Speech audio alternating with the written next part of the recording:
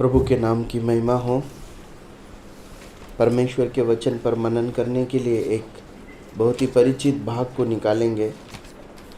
लूका का सुसमाचार उसका 8 अध्याय और उसकी 4 आयत से 21 आयत तक हम पढ़ लेंगे। लूका का सुसमाचार उसका 8 अध्याय और उसकी 4 आयत से 21वीं आयत तक हम पढ़ लेंगे और फिर हम इस भाग पर मनन करेंगे।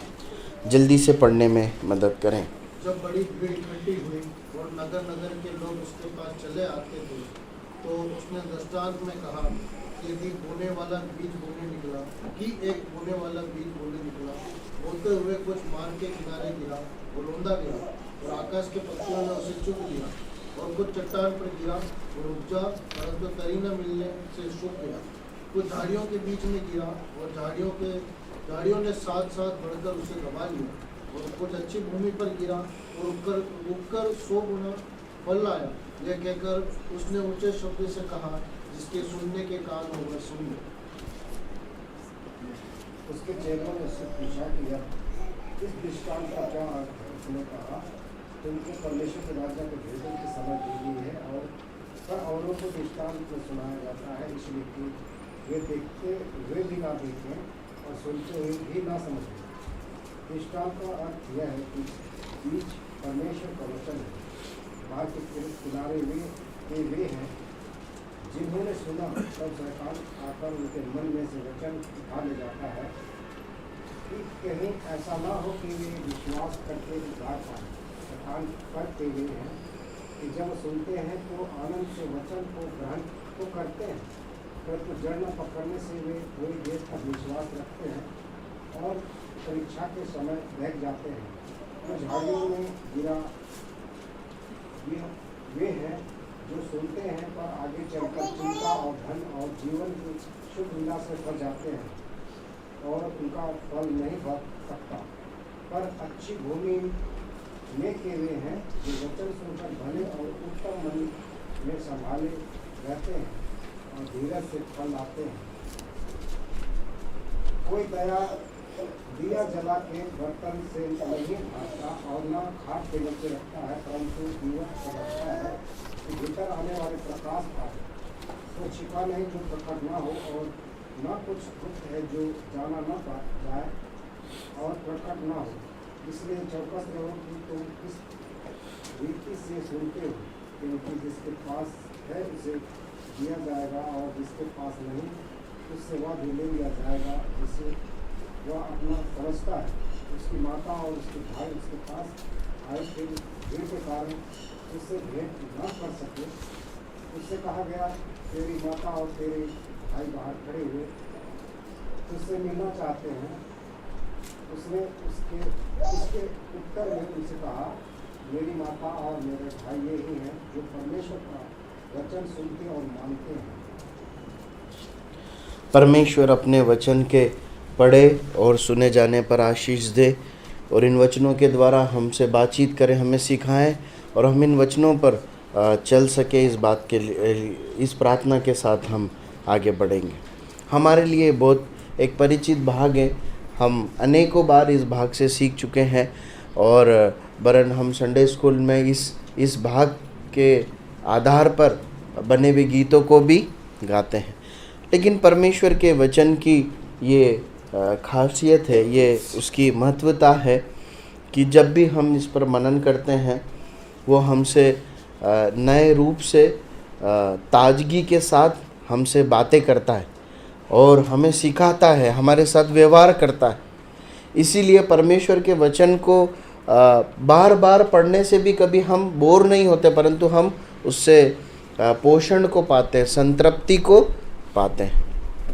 जब इस भाग का अध्ययन हम करने जा रहे हैं तो इसलिए कि बीज और उसका बोया जाना, उसका उगना और एक बीज कैसे फलवंत होता है, उसके संबंध में यहाँ पर लिखा है।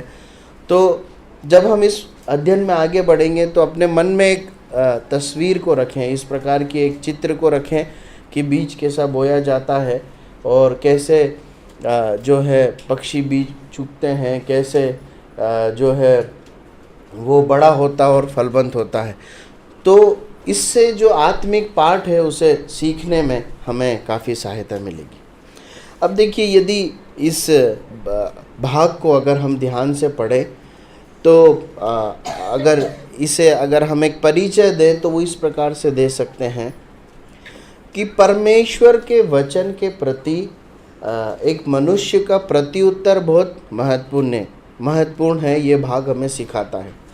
जब भी हम परमेश्वर के वचन को पढ़ते हैं या सुनते हैं तो हम क्या प्रत्युत्तर देते हैं, ये बहुत महत्वपूर्ण है, क्योंकि हमारा प्रत्युत्तर परिणामों को लेकर आएगा, है ना। यदि हम हल्के रूप में परमेश्वर के वचन को लेते हैं, वैकल्पिक रूप में रहते हैं परमेश्वर के वचन को, तो परमेश्वर का वचन यहाँ पर बताता है कि हमें हानि होगी। और यदि हम परमेश्वर के वचन के प्रति गंभीर हैं, उसे गंभीरता से लेते और पालन करते हैं, तो हम फलवंत होंगे। तो मुख्य रूप से ये भाग जो है हमें परमेश्वर के वचन के प्रति हमारा प्रत्युत्तर, हम कैसे रिस्पॉन्ड करते हैं, और जैसा रिस्पॉन्ड करते हैं वैसे ही हम फल पाते हैं, उसके बारे में कुछ महत्वपूर्ण बात को सिखाता है। हम कुछ बातों को यहाँ पर देखेंगे।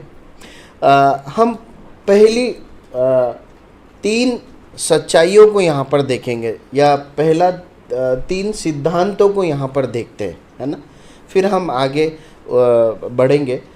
पहली 3 मुख्य सच्चाइयों में से पहली सच्चाई है, हम पढ़ते हैं कि बीज जो है उसे परमेश्वर का वचन करके पुकारा गया, है ना। प्रभु यीशु मसीह एक दृष्टांत दे रहे हैं, और जो है दृष्टांत दे रहे हैं, वो समझा रहे हैं। उनके सामने भीड़ है और उनके चेले भी हैं, और प्रभु यीशु मसीह ने एक बीज बोने वाले का दृष्टांत दिया, और उसके बाद चेले अकेले में प्रभु यीशु मसीह से इसका अर्थ पूछ रहे हैं। तो प्रभु यीशु मसीह उसके अर्थों को भी शिष्यों को समझा रहे हैं। तो जब चेलों ने पूछा तो प्रभु यीशु मसीह कहते हैं कि ये जो बीज है, 8वां अध्याय 11वीं आयत में लिखा है, बीज तो परमेश्वर का वचन है। पहली सच्चाई जो हम यहाँ पर देखते हैं वो ये है कि बीज को परमेश्वर के द्वारा दिए गए वचन को कहा गया है। परमेश्वर के द्वारा दिए गए वचन को बीज करके संबोधित किया गया। आपको आश्चर्य होगा, हमने कई बार कुछ चीज़ों पे हम ध्यान नहीं देते।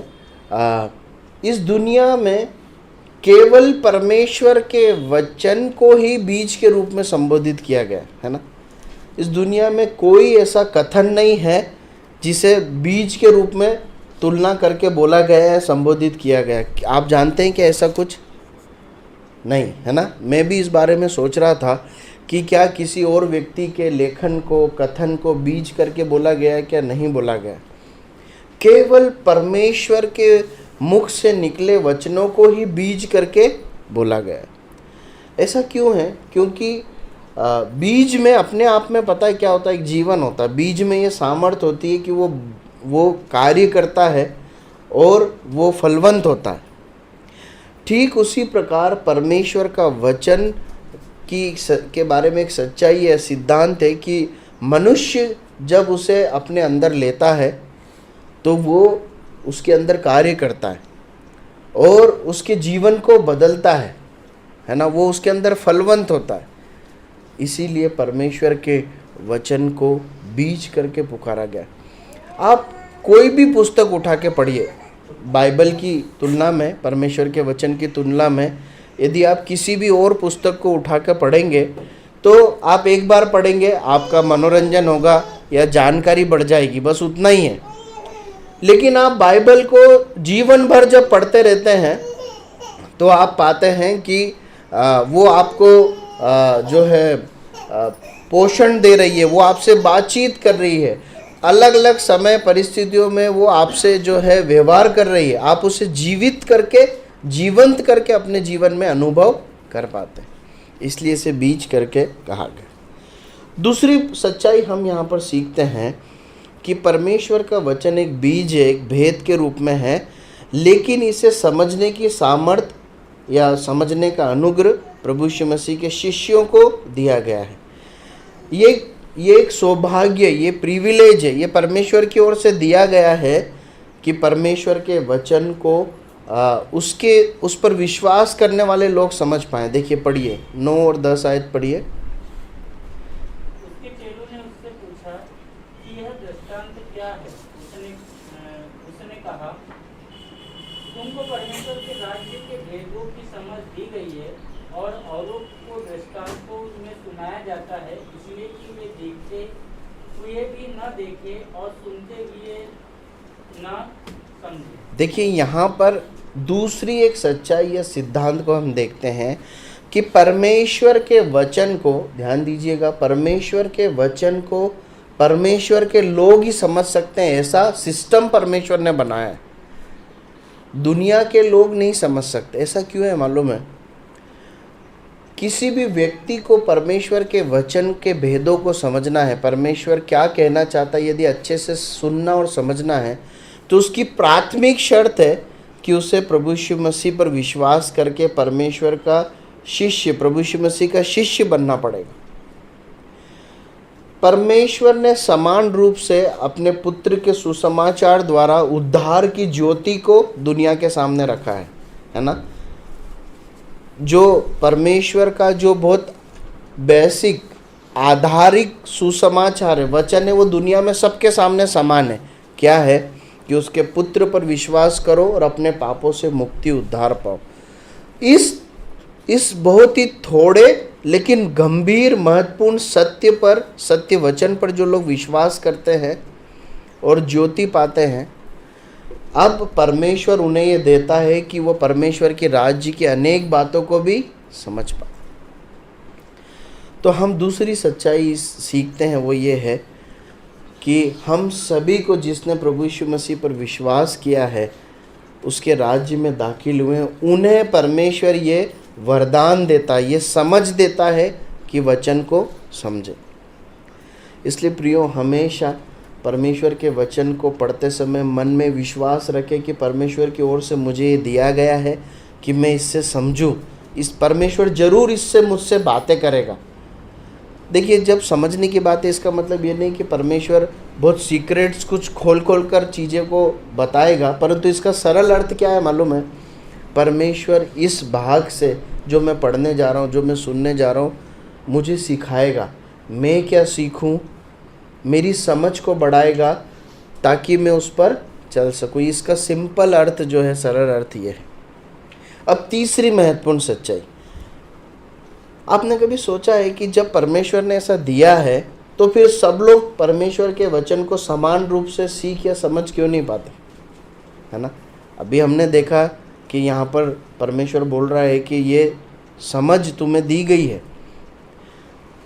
तो तीसरी सच्चाई हम इस बात को देखते हैं कि जो लोग परमेश्वर से जाकर पूछते हैं, सीखते हैं, परिश्रम करते हैं, वो ही अधिकाई से परमेश्वर के वचन को समझ पाता है। देखिए, जब प्रभु यीशु मसीह ने उदाहरण कहा, ये दृष्टांत कहा, तो शिष्य लोग समझ पाए क्या? समझ पाए क्या? इसका अर्थ क्या है? नहीं समझ पाए। लेकिन कब समझ पाए? जब वहां लिखा है, 9वीं आयत पढ़िए। क्या किया जब शिष्यों ने?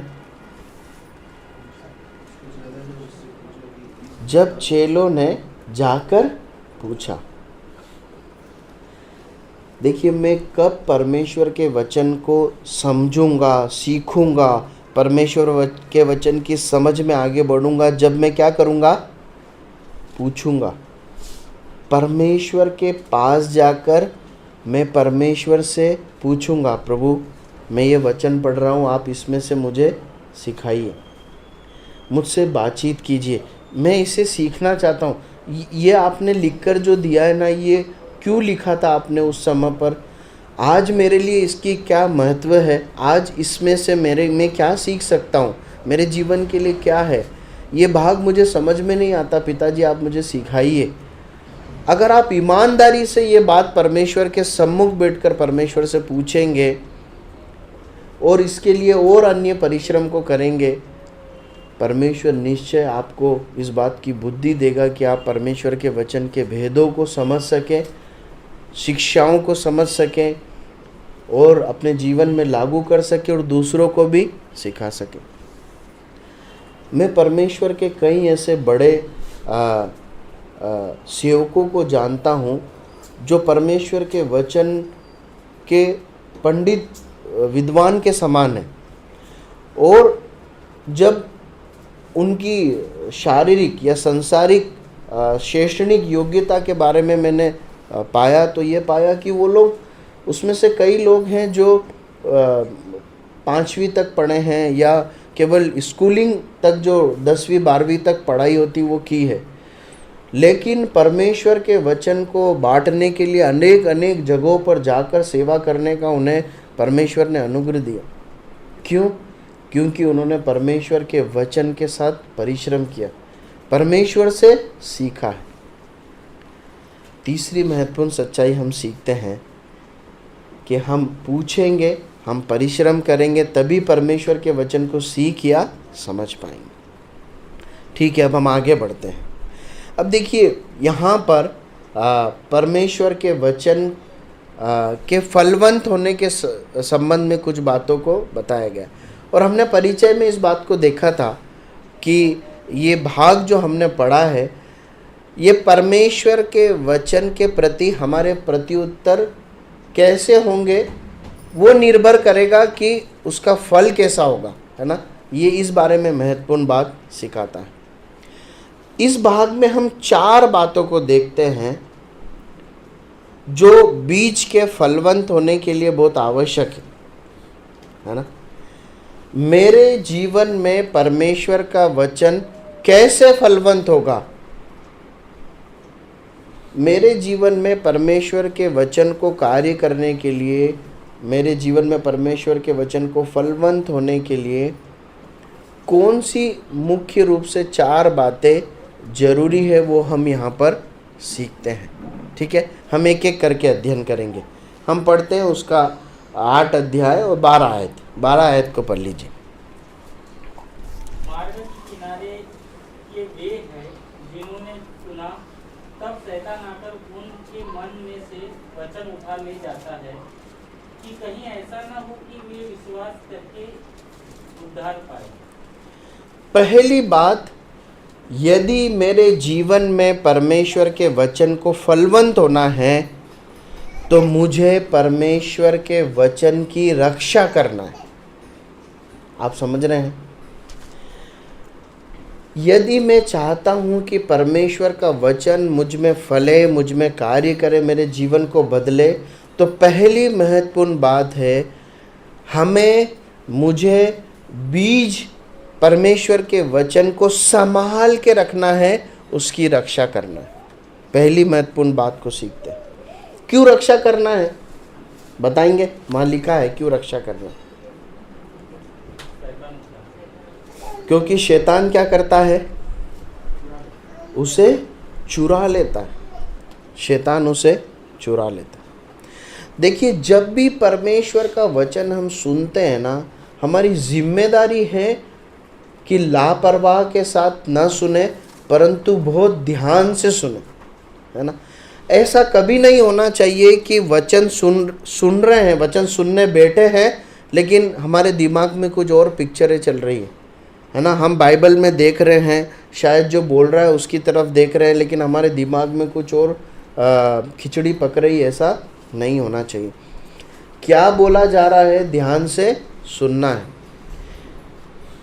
उसे लिखना है ना, उसे लिखना है।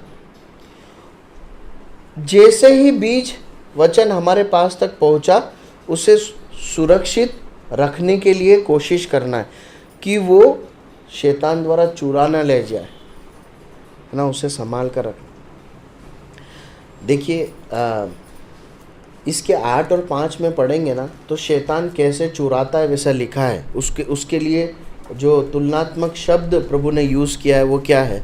पढ़िए क्या लिखा है वहाँ। एक होने वाला जब बीज बोने निकला, बोते हुए कुछ मार्ग के किनारे गिरा, लौंदा गिरा और आकाश के पक्षियों ने उसे चुग लिया। लिखा है चुराने का तरीका कैसा है, किस बात से तुलना की गई है? जैसे जैसे जैसे आकाश का पक्षी क्या चुगता है, बीज चुगता है ना, वो दाने चुगता है, उससे तुलना की गई। आप सबने देखा है पक्षी कैसे दाना चुगते हैं? कोई ऐसा है क्या जिसने नहीं देखा? सबने देखा है। कैसे चुगते हैं?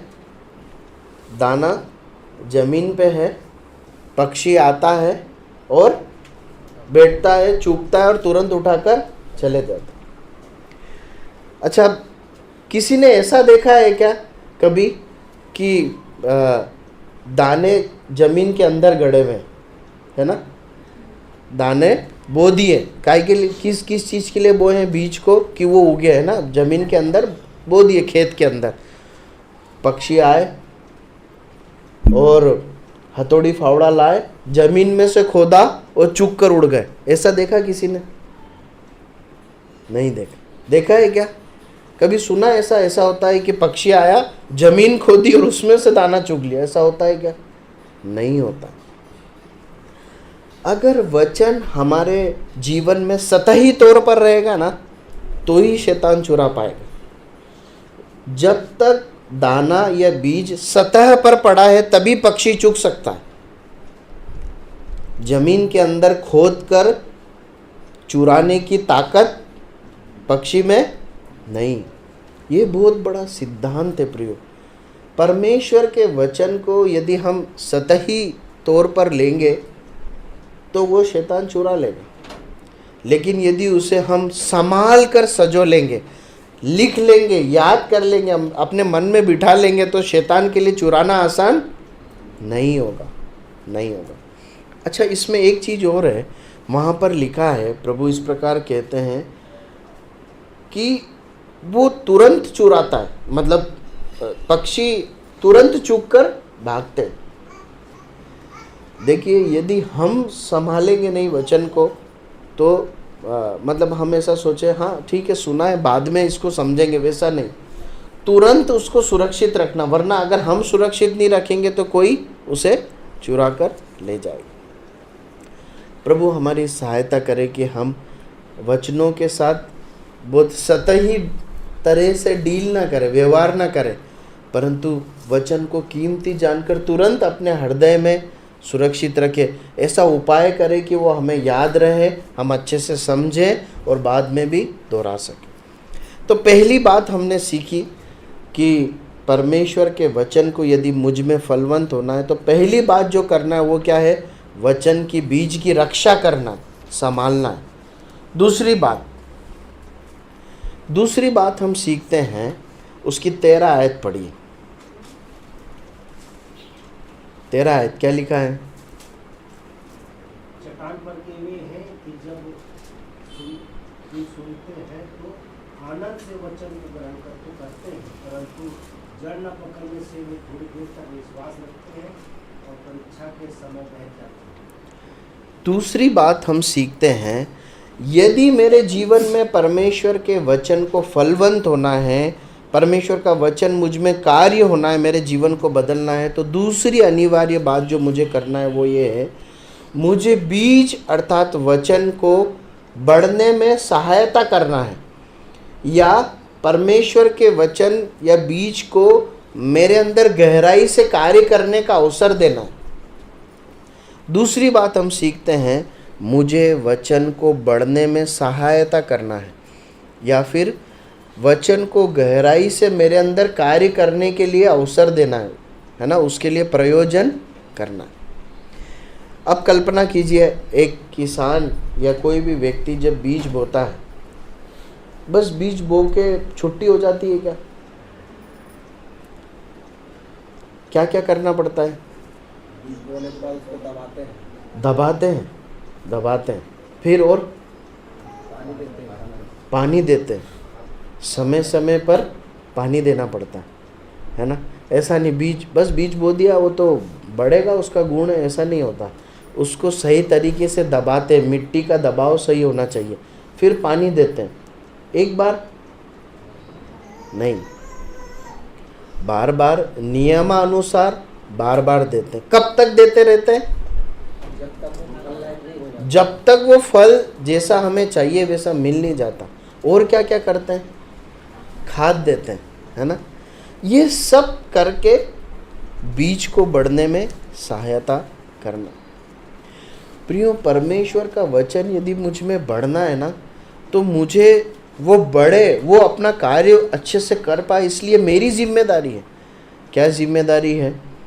कि मैं उसे सूखने न दूँ। देखिए वहाँ पर दो कारण देखते हम यहाँ पर 13 आयत में, कि परंतु जड़ न पकड़ने से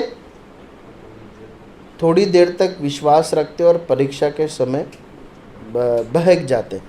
तो एक कारण है गहरी जड़ न पकड़ना, और एक और कारण है वहाँ पर तरी न मिलना। 6 आयत में जब आप पढ़ेंगे तो वहाँ लिखा है, कुछ चट्टान पर गिरा और उपजा, परंतु तरी न मिलने के कारण सूख गए।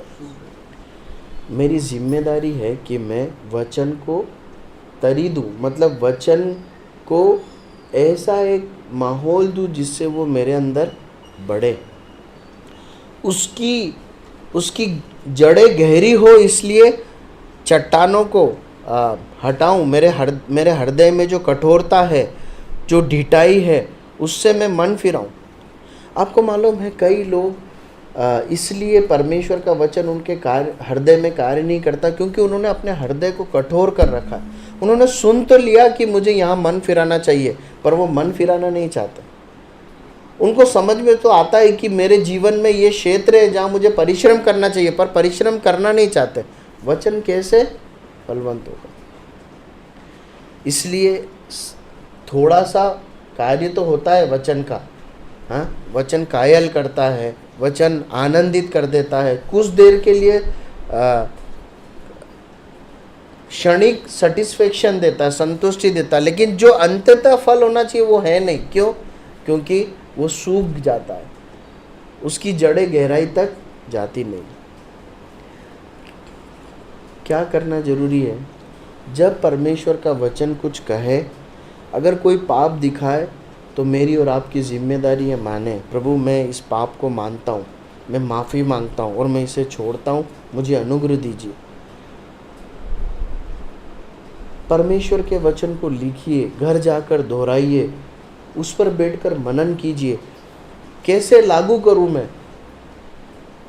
कई बार परमेश्वर के वचन की आज्ञा मानना हम चाहते हैं, परंतु कई बार हमसे होता नहीं, क्योंकि आलस, परिश्रम की कमी रुकावट होता है। कई बार हमारा ये जो शरीर है ये रुकावट होता है। आप परमेश्वर के पास जाके बोलिए, प्रभु मैं ऐसा, आपने बोला ऐसा करना है, मैं करूँगा, पर मेरे से हो नहीं रहा, आप मुझे वो प्रदान कीजिए कि मैं ऐसा करूँ।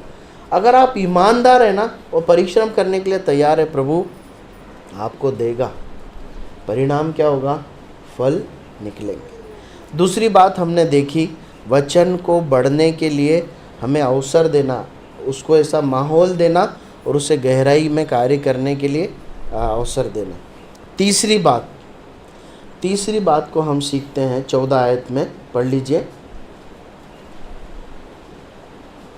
तीसरी बात 14 आयत। जो झाड़ियों पे गिरा है, ना वे लोग जो सुनते हैं, पर आगे चलकर चिंता और धन और जीवन के सुखविलास के फंस जाते हैं और उनका फल नहीं पकता। अब देखिए तीसरी महत्वपूर्ण बात, यदि परमेश्वर के वचन रूपी बीज को मुझ में फलवंत होना है, उसके द्वारा मेरा जीवन बदलना है, तो मुझे वचन के साथ जो जंगली बीज है, जो बुरे बीज है, जो गलत बीज है, उन्हें हटाना है, उन्हें दूर करना है, उन्हें मेरे जीवन में बढ़ने नहीं देना। देखिए जंगली बीज क्या है? परमेश्वर के वचन के विरुद्ध जो भी शिक्षाएं हैं, आज्ञाएं हैं, परमेश्वर के वचन के विरुद्ध जो बातें हैं, वो जो है वो जंगली बीज है। ये जंगली बीज कौन बोता है? शैतान बोता है ना। देखिए एक आयत को पढ़िए, मत्ती 13:25। मत्ती 13:25, जल्दी पढ़िए।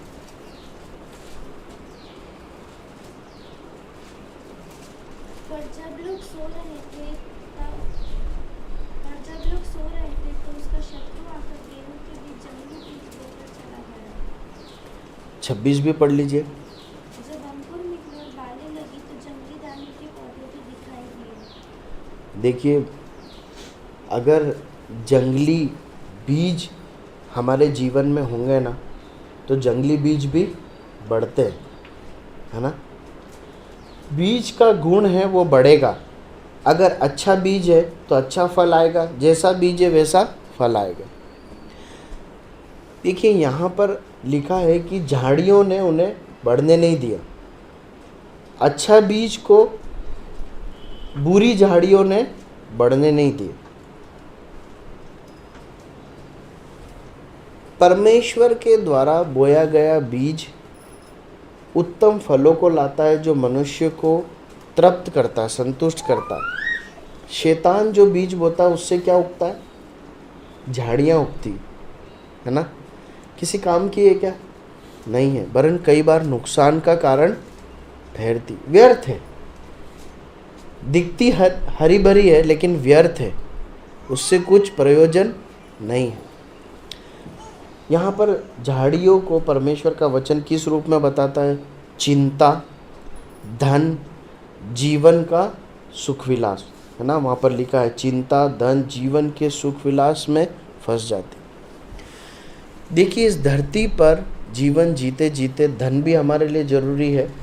जीवन की जो जिम्मेदारियाँ परमेश्वर ने दी हमारे जीवन व्यापन के लिए, वो भी बहुत ज़रूरी है ना। परमेश्वर ने हमें बुद्धि दी है कि हम सुनियोजित तरीके से प्लानिंग करके अपने परिवार को चलाएं और आगे के बारे में योजना बनाएं। लेकिन मेरी भविष्य की योजना या वर्तमान चिंताएं, मेरी धन की ज़रूरत या उसकी इच्छा इस स्तर पर नहीं बढ़ जाना चाहिए कि मुझे परमेश्वर के वचन पर चलने से रोक सके। उन लोगों के जीवन में परमेश्वर का वचन कभी फलवंत नहीं होता जो परमेश्वर के वचन को कमाने, परिश्रम करने के बदले में धन परिश्रम करने में या फिर संसारिक कार्यक्रमों में, उलझनों में, चिंताओं में अपने जीवन को खर्च कर देते।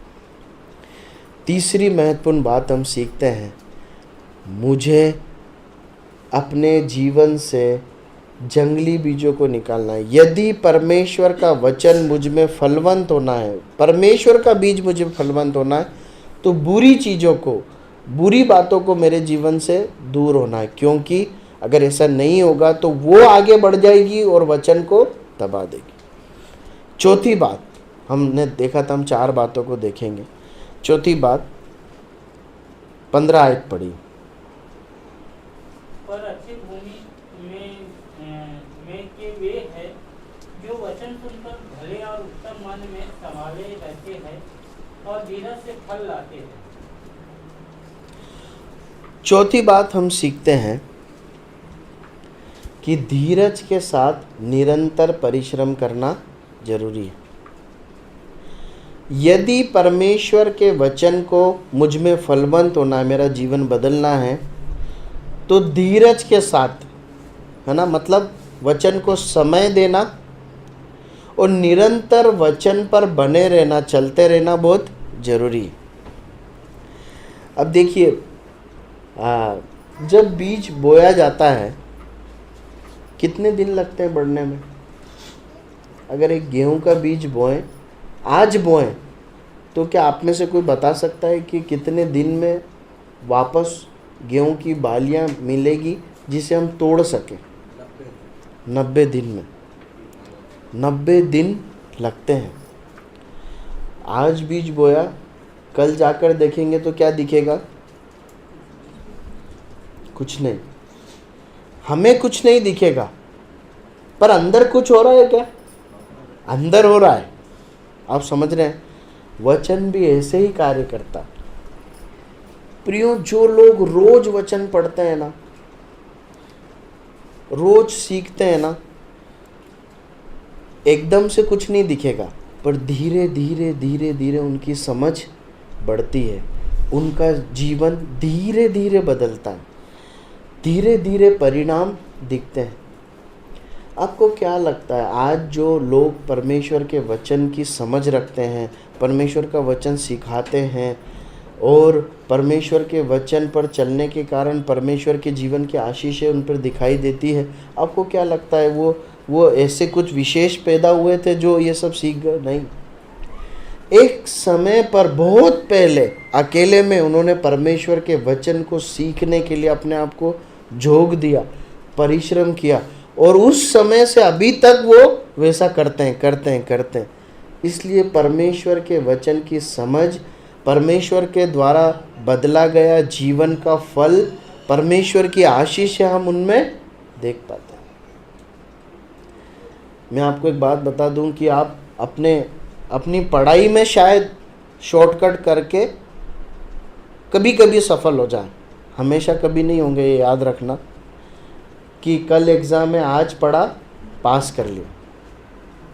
ये होता है ना कि कुछ दिन परिश्रम किया और जैसे तैसे पासिंग मार्क्स लाकर या जुगाड़ करके हम उत्तीर्ण हो गए। वचन हम इसलिए नहीं पढ़ते कि हमें इमीडिएट कोई एग्ज़ाम देनी है ना, परंतु वचन इसलिए पढ़ते हैं ताकि जीवन जीना है, ताकि जीवन बनना है, जीवन बदलना है।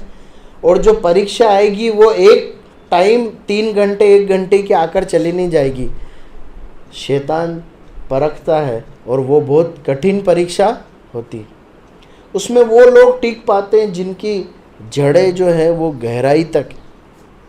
परमेश्वर के वचन में एक दृष्टांत दिया गया है, वहाँ पर ऐसा लिखा है, पढ़िए लूका 6:48। लूका 6:48 पढ़िए, जल्दी पढ़िए।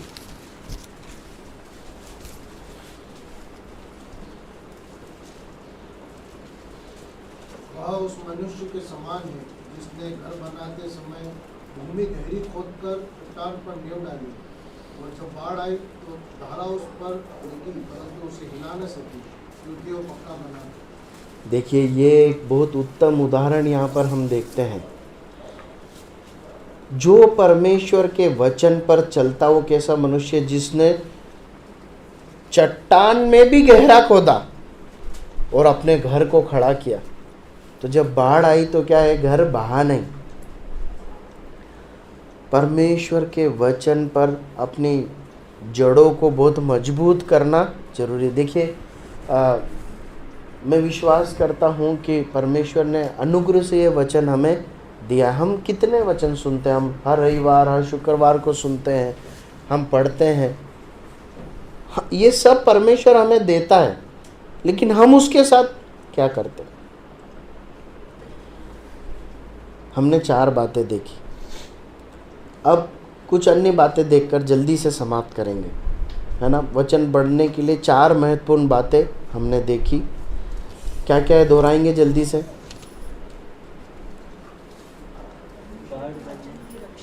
हमें वचन की रक्षा करना है।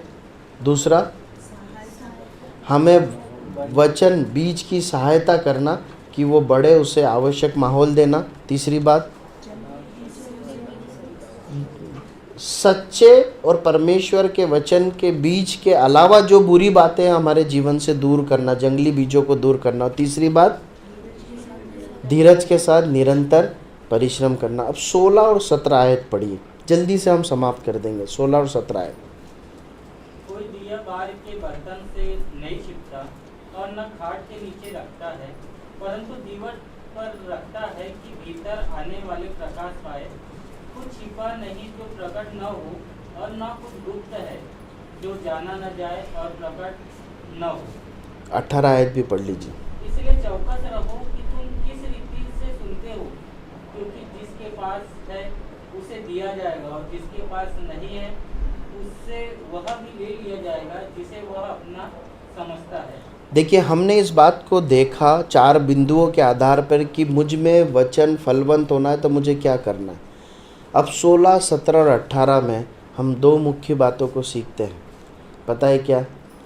मेरा जो प्रत्युत्तर होगा ना वचन के प्रति, वो एक दिन प्रकट हो जाएगा। हमने देखा कि हमारा प्रत्युत्तर क्या होना चाहिए कि वचन फले। अब मेरा क्या प्रत्युत्तर था? जब मैं कलीसिया में इतने सालों तक रहा, सीखता रहा, तो मैंने वचन को कैसे लिया, क्या किया वचन के साथ, ये एक दिन प्रकट हो जाएगा। यहाँ पर इस मुख्य पाठ को हम सीखते हैं।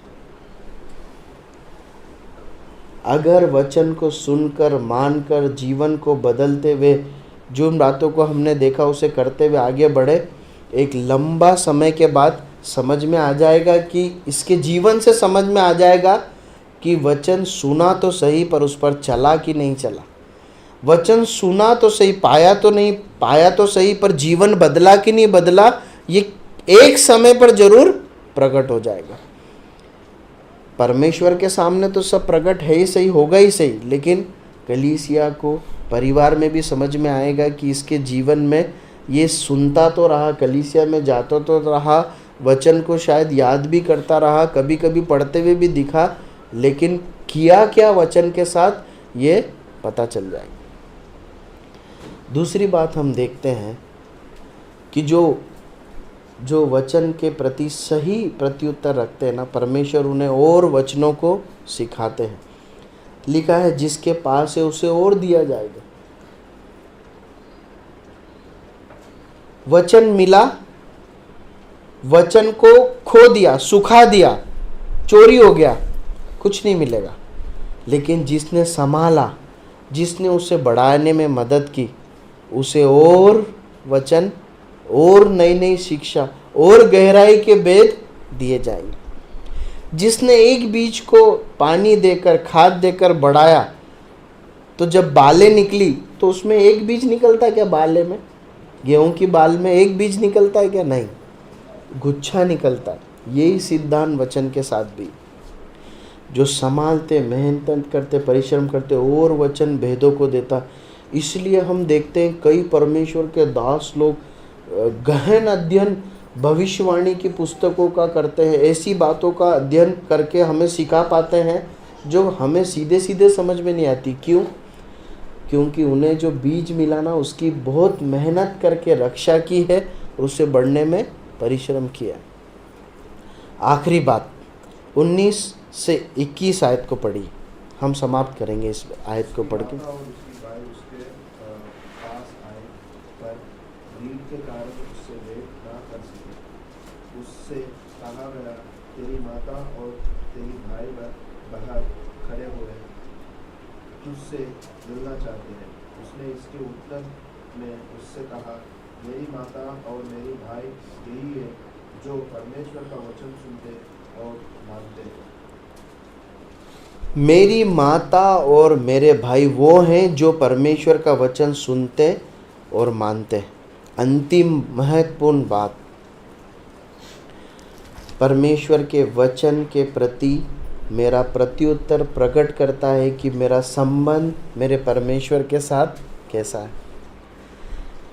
मैं परमेश्वर के वचन को कैसे लेता हूँ, कितना महत्व देता हूँ,